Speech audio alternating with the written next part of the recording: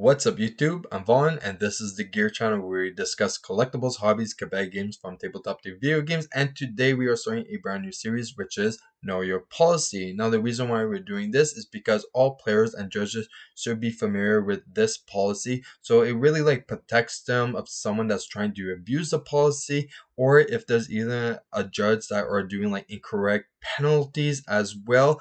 It's very beneficial to know the policy. Now, I know some of you might be surprised when I say for judges to be familiar with the policy, because it's actually quite common that a lot of judges actually never read the policy. So that's why we're doing a breakdown, and it's very understandable because if you look at the policy, it's very intimidating. It's quite long. It is time consuming as well.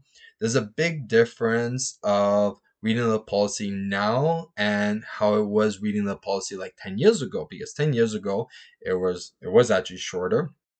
It was frequently updated, so whenever there was a high tier event, we would have meeting and refresh our memory on the policy. So it was a lot easier for us to be familiar with the policy than it is for judges today. So this is also another key reason why we're actually doing these series, is so both players and judges could be familiar with the policy.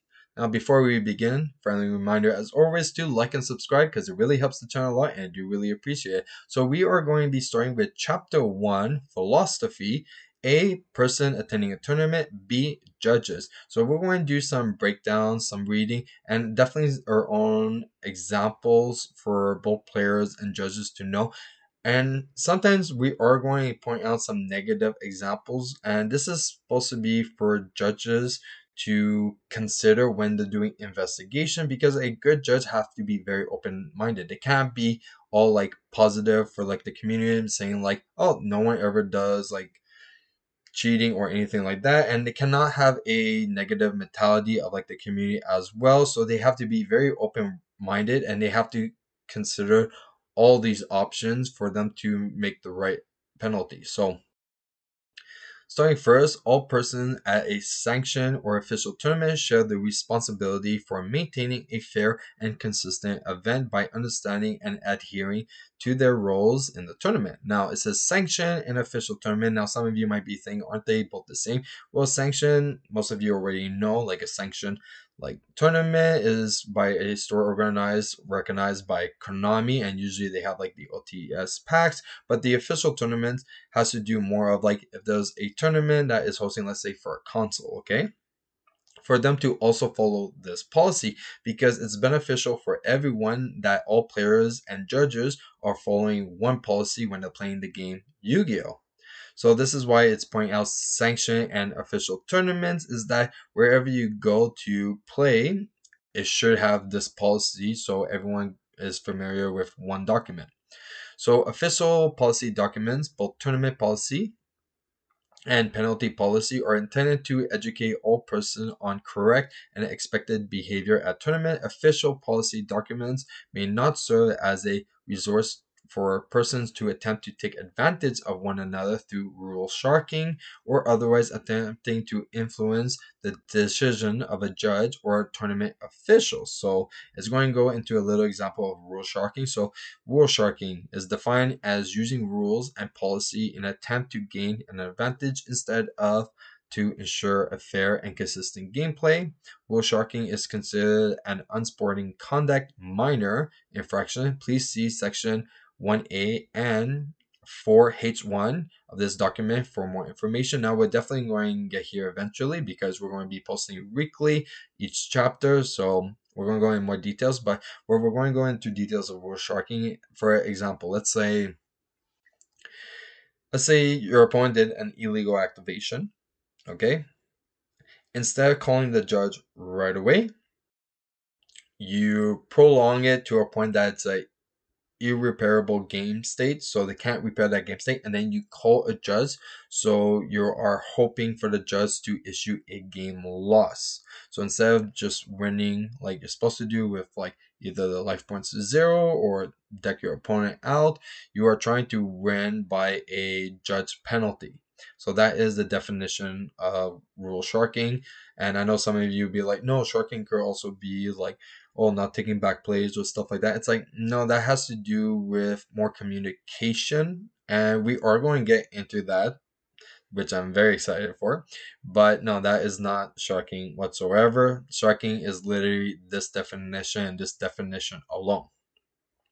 Tier 1 tournaments are designed for more casual play and should provide an instructive, enjoyable atmosphere. These tournaments should function as a learning experience, but that does not mean that the penalties should not be enforced or that infractions have to be downgraded. Now, some of you might not be too familiar with the tier, because when you think of like tier for like decks, you think of like the lower the number is, the better the deck. Okay, well, when it comes to the tournaments, tier 1 is local tournaments. Okay, tier 2 is regional and higher. So whenever you hear someone talking about tier 1 events, they're talking about local tournaments. Now this is stating that tier 1 local tournaments are following the same penalty and policy as a regional. So you have to really consider that your store is supposed to follow all the policies and the infractions as well as like they do for regionals, which a lot of stores don't do, which is actually wrong and they're not following policy.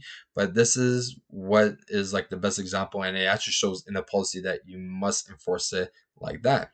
So rules and tournament policy are equally important at the tier 1 level and should be enforced. I cannot give more of an explanation, and I know some of you be like, no, like local tournaments should be casual. Well, no. Casual play is you're playing with your friends, you're play testing. Okay, that's casual play. If you are attending a tournament, okay, it does not that does not have to do with like your skills at all or the deck that you're playing. It's just a tournament is competitive play all the time. So if you are attending in a tournament, you're going to have to follow the policy. If you are organizing a tournament, you have to follow this policy. So this is why it's very important for stores to have always a judge like on staff, so they could actually force these policy and they could organize the tournament successfully. Right. In addition to enforcing rules and policy, judges and or other tournament officials should take time to educate persons attending the tournament about mistakes or infractions so they learn correct policy.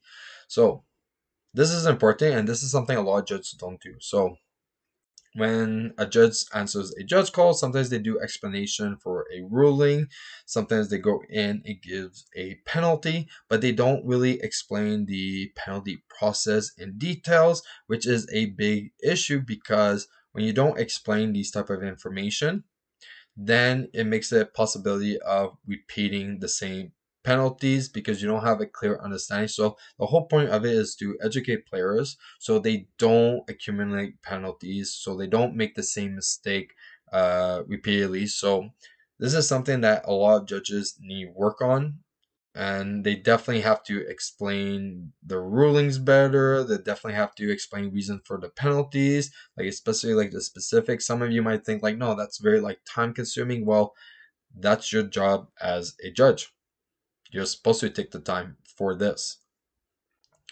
Okay, duelists participating in tournament in all tiers, including tier 1, are expected to comply with rules and tournament policies. If duelists or a person at a tournament, including tier 1, repeats infractions, a judge may determine a penalty more severe than a warning must be applied. So we're definitely going to get into more warning like details, but yeah, so even repeated offense that could lead to disqualification. You could also be suspended, okay, from a local event. So just keep that in mind that just because it's a local tournament, that doesn't mean it does not follow the same penalties as a regionals.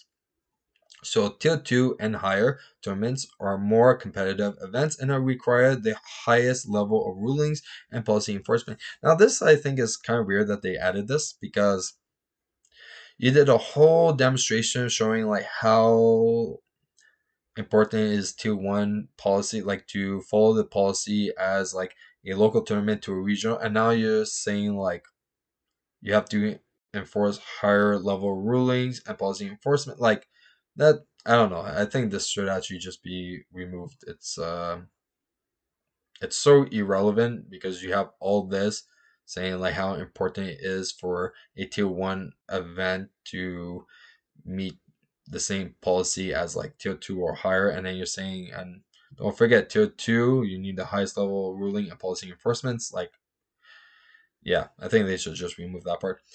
All right, the head judge of the tournament has final say in all rulings and policy decisions. So if there is only one judge present at a tournament, that judge will serve as the head judge. So this is why I point out that it's very good for stores to have a judge on staff. Okay, competitive player is definitely mandatory, but to also have a judge so they could actually be more familiar with the policy, give the correct rulings, and also the right penalties as well. So this is something that even a lot of stores, they don't have a judge for Yu-Gi-Oh, which is, for me personally, I think that is an issue. If you are hosting a Yu-Gi-Oh tournament, you should have a judge. And no, a player that is playing at the event cannot be the judge for an event. Okay? You cannot do that. And I know some of you are like, oh yeah, I do it all the time and all that. It's like, no, and I'll give you the best example. The reason why I became a judge now, and this is well documented, and I did videos and like meetings and even like interviews, was because we had one person that was a judge that were played, and he would just make up penalties and all that just so he gets wins. Okay? And I literally became a judge just for that. Now I'm not a judge anymore because suspended, but this is very like important like knowledge, because like this is to avoid these type of situation, is that you don't want someone to take advantage by being a judge and a player. They could easily take advantage of this situation. So this is why you want someone that is judging the event and not playing. So once the head judge has made a decision, the decision is final and cannot be appealed.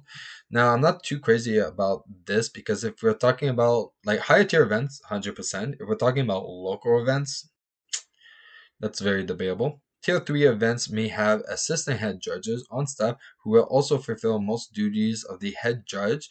And see official KDE US Yu-Gi-Oh! Trading Card Game Tournament policy for further information. So, assistant head judge. Now, I believe when we were reviewing this, they cannot do disqualification unless there has to be the head judge. So we're definitely going to get there eventually, but last time I recall they couldn't do disqualification. So there we go. Okay, so now we're going into A, persons attending a tournament. Okay, so this is going to give us some examples as well. So all persons are ultimately responsible for their own actions, words, and behavior at a tournament, and as such, they are expected to take action role in their own tournament participations. Okay, so behave, guys. All persons attending a tournament should always do their part to ensure they are in compliance with policy by reading policy document or event FAQs. Now, event FAQ is hard to find, so it should be more details, or it should be more publicized so it's easier access for everyone. So the policy is very easy to find. The FAQ, that's a different story. If anything is unclear, ask a tournament official for clarification at the event. Now this is the key thing, most important thing, most beneficial thing you can ever do. And I'll tell you why, okay? So most of my videos, if you guys saw my videos, there's some rulings that you're like, I never heard about this. And then you like go and you watch it and you're like, oh, that makes sense. And you look into it. Well, most of those videos, okay, is actually from me asking head judges. And yes, like go into like a regionals, go to the head judge, ask like whatever questions I need, and they go and they answer. And this is what's very important, because I know some of you might be like too shy, like, oh, like I don't want to bother like the judge and all that. That will make any head judge super happy. And the reason why is because head judges are very social. They want to teach everyone, they want to educate them, especially if it's going to avoid any penalties, because no judge wants to give out penalties, okay? No one wants to do that. So if they could educate you and further you more, so to avoid these type of incidents, they will. They will definitely talk to you, explain any rulings that you need to know, and you just benefit yourself a lot, because sometimes these type of rulings, they're not really too publicized, so like you really have to do a lot of research, or like we're doing like the policy right now, but like if we go and we talk about like game mechanic and like the rule books, there's actually a lot more details that you might not actually know. And usually head judges are very familiar with all of these because they're familiar with the policy, they're familiar with the game mechanic, and they're also familiar with card to card interaction. So this is why it's very important to actually talk to your head judges and ask them questions about rulings that could benefit you. And there's not ever going to be a judge that is either like discouraged or have an issue of you asking like a question. If there's ever a judge that does, okay, or that you see one that is frustrated or something like that, especially if you're doing a judge call, that is not your fault. That guy should not be a judge, okay? Judges should answer any questions. They should not discriminate a player depending on discretion, even if it's one that's like simple. We have like YCS winners sometimes like ask like the most simplest question that most people know. It's like it happens to all of us. There's no reason for a judge to discriminate you for asking a simple ruling, okay? So it's their job to answer you, be respectful. If they're not, then you talk to the head judge and yeah, you make a complaint, because that person should not be a judge if he's treating players like that. It's the same thing. Players have to be respectful to judges, and judges have to be respectful to players. It goes both ways. Okay, so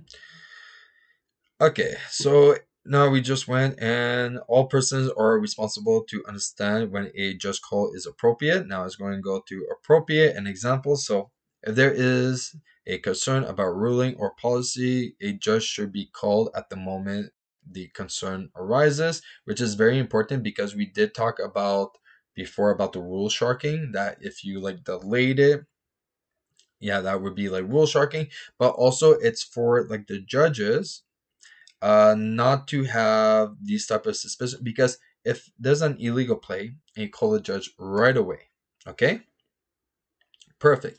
If you delayed it for any wait, let's say you're not sure about a ruling, like there was a play that you're like thinking, you're like, is that legal? Not too sure. It took time, think about it. Next turn, you realize, and you're like, yeah, it was an illegal. And then you call a judge. The judge approaches, and he's like, well, why did you just call me now? Well, the example that I gave about rule sharking before, that pretty much coincide together right there. So to avoid these type of situations, whenever you have this tiniest suspicion, okay, or anything, okay, call a judge right away. It's going to benefit you a lot, and it's definitely one that like no judge, like I know like some of you are going to be like have like the same argument that I just said before, like, well, sometimes it's like minor stuff and like I don't want to bother the judge for that. It's like, no, it is their job, okay? If you have the slightest concern about anything, you should call a head judge right away, because if it gets to the point that it's too late, then you will be suspected of rule sharking. And that is actually like a no fact, because when they're going to consider all the information and they're still doing the investigation, this is something that they're going to have to consider, like, well, why did you have suspicion here, but then you only decide to call judge way after? So it's to protect yourself and also for judges to realize that sometimes this does actually occur.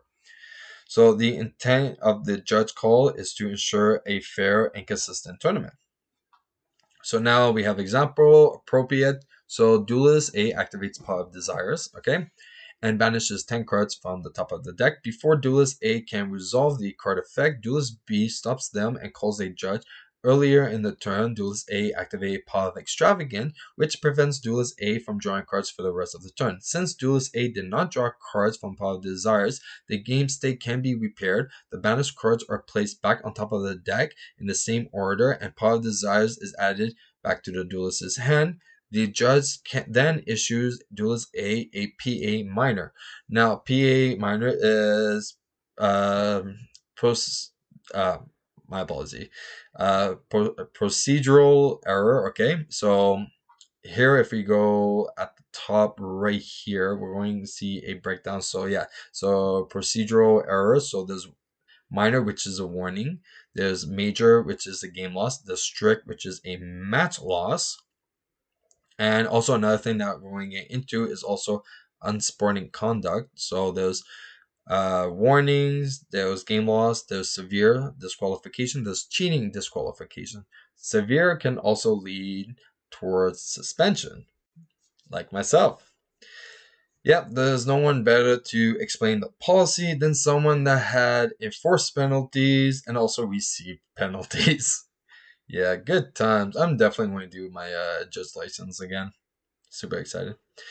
Okay, so procedural minor. Now the example, okay, now it did actually give a very good example, but you have to understand that this is repairable. What would not be repairable is that if they banished the 10 cards, they looked at the 10 cards. Because now they cannot place the cards on top because now the private knowledge is now publicly to that player and you cannot shuffle the deck. So that would be irreparable game state. So that it will receive a bigger penalty and most likely a game loss if that occurred because like it's not considering that. That should have been actually a really good example as well. Is that if they look at the cards, because this actually does happen quite a bit and you've seen it that people banish 10 cards, they look at it before they draw the 2 cards, or if that did occur, then yeah, they will actually have to receive a game loss because of this. Okay, next appropriate is Duelist A activates Dark Hole and destroys Duelist's B's tier limit Heaviness. Duelist B then activates Heaviness effect to fusion summon a monster. Instead of placing the materials from hand, field, and graveyard at the bottom of the deck, Duelist B shuffles the cards into the deck by mistake. The game state is irreparable and a judge must be called. A Duelist B does not call a judge. Duelist A must call a judge. So this is pointing out that if there's ever a game state and there's anything illegal occurred, both of you guys have to call the judge, okay? It's not the one that made a mistake needs to call a judge or the opponent of the one that made a mistake needs to call a judge. It's both of yours responsibility to call a judge. Now for this though, yeah, it would actually follow with the same example that I gave with the desires of knowing the information that you can't shuffle in because yeah, you cannot change the I would say the structure of the deck, but I'm looking at integrity. Yeah, my speech impediment is bad, but yeah, integrity. The structure of the deck. So you can't change like the order of the deck. So in like gameplay, so if it's supposed to be at the bottom of the deck, it's all the cards after that are supposed to retain a specific order after. So if you are reshuffling the deck after putting the 3 cards, that actually changes the whole deck completely. So that what makes it irreparable. So appearance, Duelist A knows the Duelist B has played a second copy of Change of Heart, which appears as a limited on the current forbidden and limited list. Duelist A calls for a judge and explains the situation. The judge should investigate involving the head judge if necessary and assign the appropriate penalty for the deck error of the Duelist B. Now, they have to involve the head judge usually because whenever there's a deck error like this, it's usually issues a game loss. And the reason why, okay, it has to do with the deck list, okay, that you submitted. If they have to go and change that one card, they also have to change the deck list. So this is also time consuming. And if it's time consuming, it's going issue a game loss, and if it is that category and it takes 3 minutes or more, that is a game loss and there is no time recovering at all, so they won't get a time extension if they receive a game loss. So this is why it's always like toe to toe, and usually when there's a issue with a deck list, the head judge is always involved in these type of situations. So appropriate, a duelist A repeatedly checks his set cards and graveyard during each turn, even when no new cards have been played. Duelist B knows the time being spent on this and respectfully asks Duelist A to play at a more appropriate pace. Duelist A continues to perform these same actions. Duelist B should call a judge and truthfully describe the actions and time being spent. The judge should then investigate and assign any penalties as deemed necessary. Now, this is very important. And yes, I know some of you are like, well, that's sharking. No. Okay. This is the most appropriate thing that you could do. Because I've seen many people just let it slide and all that and then complain afterwards. Or usually after the match, if they're running low on time, they call a judge after and say, like, well, they were stalling, taking time. Now that is an issue because now, okay, one, that kind of enforced with the rule sharking because you're trying to win off a judge penalty. Okay, but like two, like this is how you like protect yourself. Is that whenever a player is like slow playing like this and you're seeing that they're trying to take advantage of the time, okay, yes, you have to tell them verbally first, and if they are repeating it, you call a judge right away. Do not delay till after, because let's say I was the judge, you approach me to your table, you said like the game's over, it's either a draw or you lost, okay, and you say, well, my opponent was like just slow playing and taking time. My question is, why are you only asking me this now? Because in my head, it's not even rule striking. In my head, I'm saying like, did you let it slide because the time was at your advantage, and at the end of it, you were at a disadvantage, and now you're calling a judge? That is my way of how I would investigate that. It wouldn't be just like, oh, I want to take his side of, oh yeah, he was slow playing and like all that. It's like, no, I'm going to consider all the outcome and say like, what was your gameplay? What was your situation? Because if you were in a good situation and then it just backfired, and that's why you didn't call a judge because, oh, you were at a good situation, then no, like you won't be able to win or like change anything, or your opponent won't get a penalty. If anything, you might get like a warning, but you would be issued definitely for rule sharking at that point because you are trying to enforce a penalty. So not appropriate. Okay, so judge calls should not be used to attempt to gain an unfair advantage over another person or to turn penalties against another person. This is a rule sharking, unsporting conduct minor. Now that's what we just gave an example right now with like the time. Like this is why you should call the time right away, because if you don't and you're doing it at the end of the match, this is pretty much what you're doing. Maybe not, but this is definitely one thing all judges have to consider now.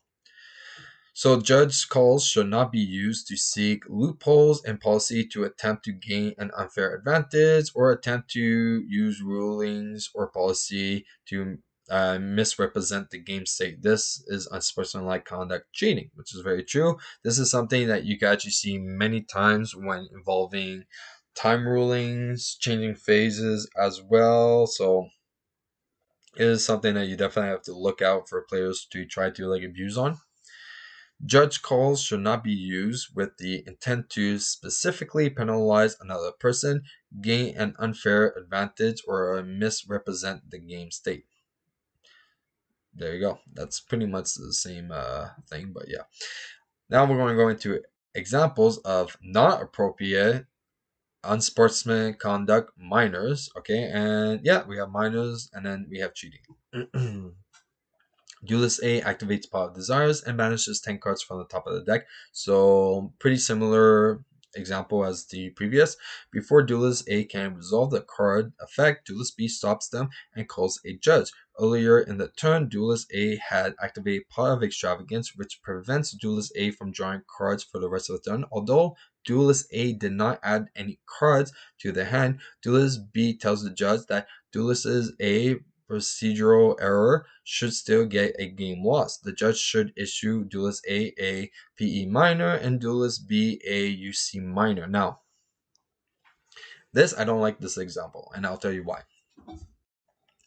So there is a difference, and something that a lot of judges don't really notice, is that there's a difference of trying to enforce a penalty, okay, force the judge to give a penalty to your opponent, and one that is questioning why that player is not receiving a penalty. And those are two different things, okay?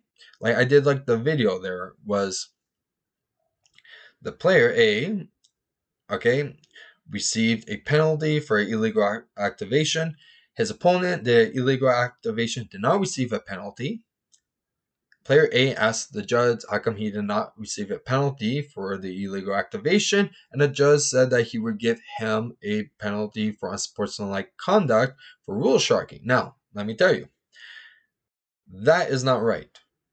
That is the example of someone that is questioning why they did not receive a much more severe penalty. That is not trying to enforce or encourage a judge to give a penalty. And it's a judge's responsibility to know these two differences, okay?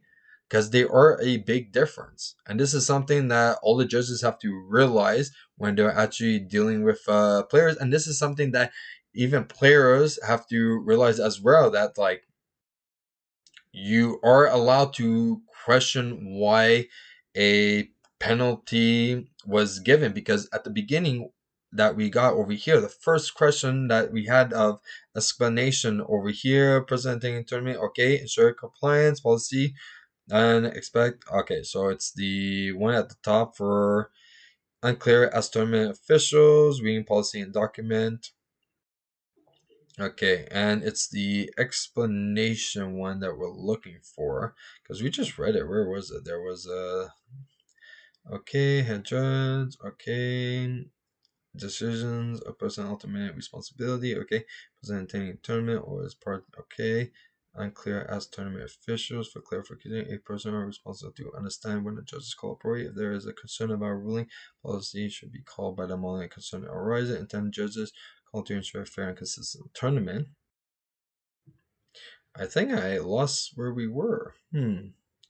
Tournament to one and duelist person tournament, infraction judge and determine penalties. In addition, enforcing rules and policy, judges and tournament officials should take the time to educate persons attending a tournament about mistakes or infractions.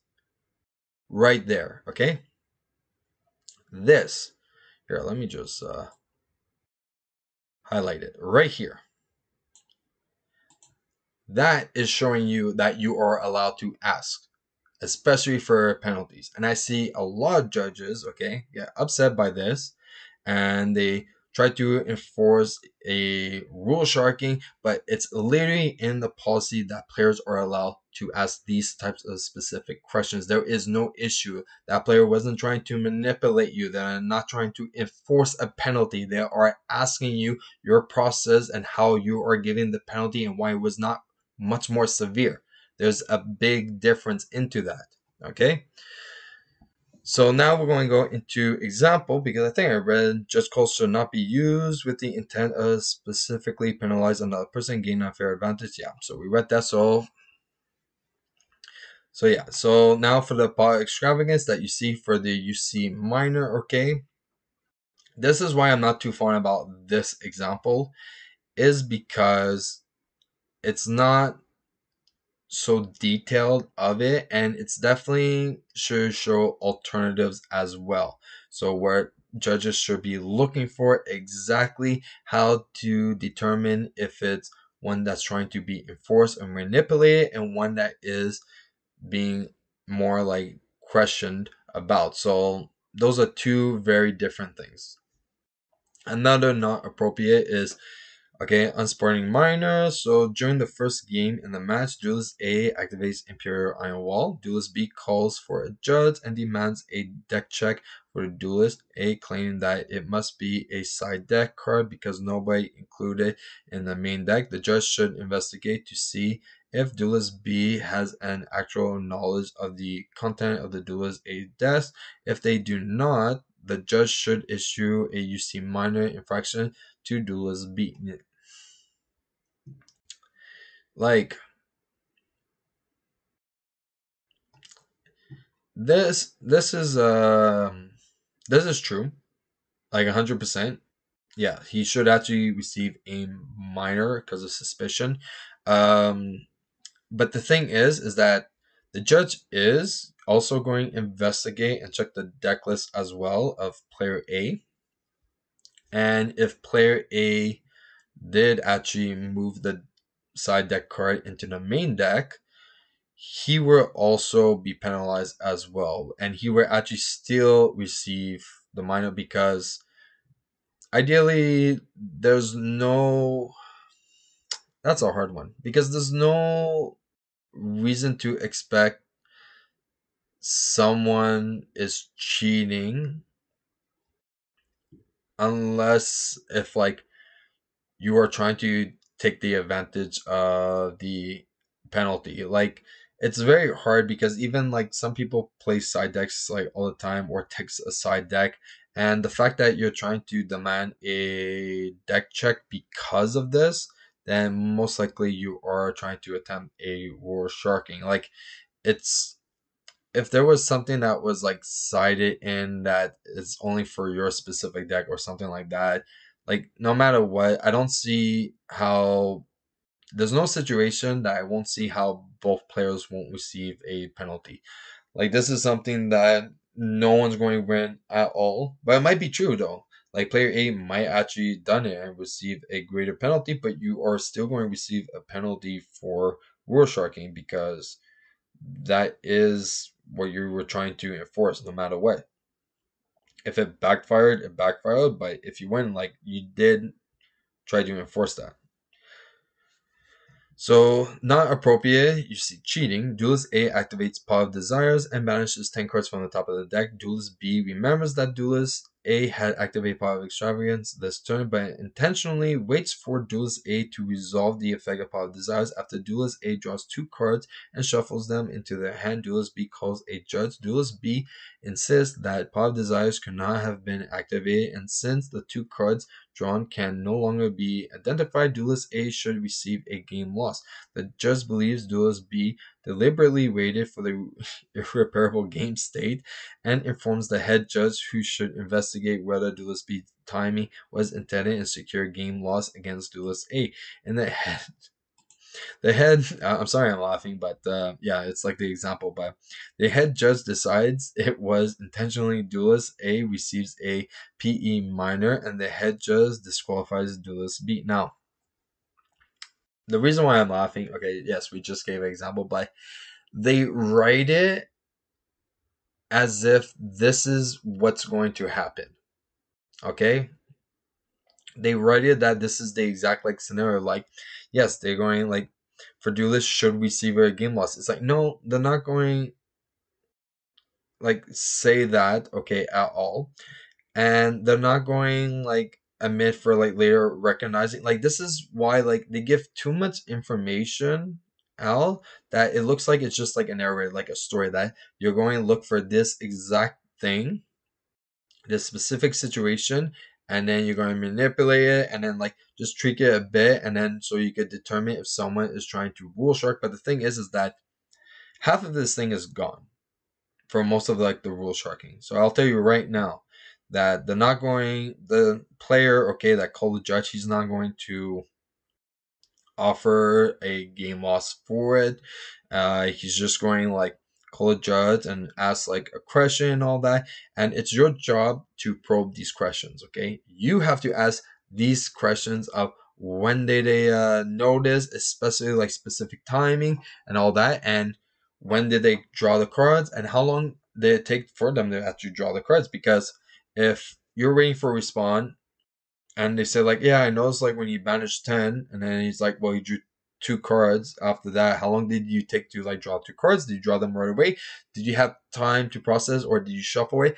Are those 2 cards still in the same order? And was it only the random remaining cards like still shuffled? Like there's more questions that you have to ask like than just this. Like this is like, I guess it's a decent example. It's just I were taking out a few stuff out just so leaves to like judges' imagination, so they could actually push more for investigating and find their own answer instead of trying to just follow this example because like right away, like a judge could misinterpret this and be like, oh, it's not rule sharking because they didn't offer a game loss or they didn't recommend game loss for the opponent. So it's definitely not rule sharking, but it's like that doesn't necessarily have to be because majority of people know when something was an illegal activation and was resolved and it's irreparable, it usually leads always to a game loss. So I think they should actually like slim this down quite a bit. Yeah, that's just my honest opinion on it. But good example though. Okay, so B, now judges. So tournament's fairness and consistency relies upon the judges' knowledge of policy and their understanding of the penalty that accompany it. I probably read that wrong. Sorry, guys. When a person commits an infraction, a judge should be able to correctly identify the infraction, administer an appropriate penalties, and educate the person about both the infraction and the penalties. There you go. It repeats it. This, like, I love that sentence so much, okay? This is my favorite sentence of all time. Educating the person for the penalties. This is why I say that you have to determine and realize what's the difference of demanding a game loss or questioning a game loss, okay? So that's a big difference, and it's your job to do this. And also, if you do this correctly, they're not going to question the penalty. They won't say like, oh, well, how come they receive a game loss? If you educate them correctly and you explained it, why they received this specific penalty, why they didn't receive a penalty, then there should be no questioning after. But if that player is still questioning and asking questions about it, it's because you did not explain it better. And that's the honest truth. I'm not going to sugarcoat it for anyone. Same thing for what I said for like players, for judges. Doesn't matter. It's your job to explain it to the players correctly. And I believe, yeah, that is it for chapter 1. Now, if you guys enjoyed this new series, definitely hit that like and subscribe button. And if you want a sneak peek of future products that we're planning to review here on the channel, you can always follow me on my Instagram as well. So till next week, we're going to start our chapter 2. So I'm Vaughn, and this was the Gear Channel.